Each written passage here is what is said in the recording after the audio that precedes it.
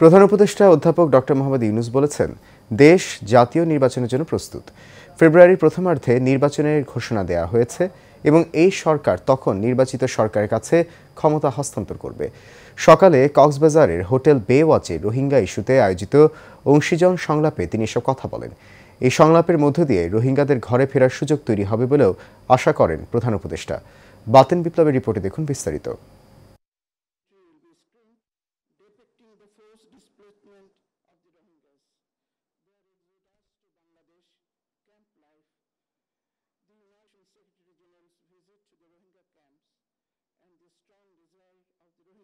We don't afford anymore to stand silent.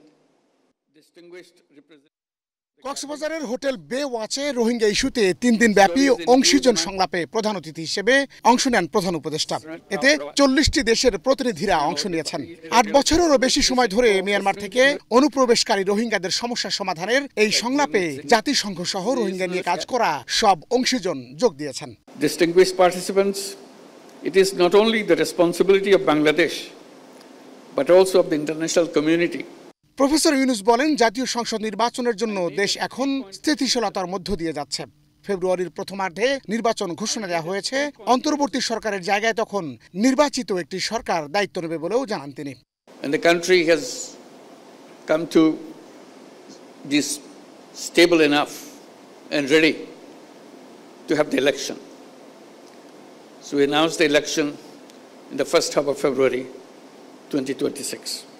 Myanmar junta ও Arakan আর্মিদের নির্যাতন থেকে রোহিঙ্গাদের বাঁচাতে আন্তর্জাতিক উদ্যোগের আহ্বান জানিয়ে প্রধান উপদেষ্টা আরও বলেন, তাদের জাতিগত নির্মূলের ভয়াবহ পরিকল্পনা বাস্তবায়ন থেকে সশস্ত্র ঘাতকদের থামানো সবার নৈতিক দায়িত্ব।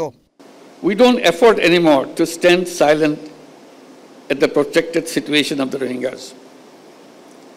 Hence we urge upon the international community to undertake collective efforts to stop the Myanmar junta and the Arakan army from unleashing violence against Rohingya.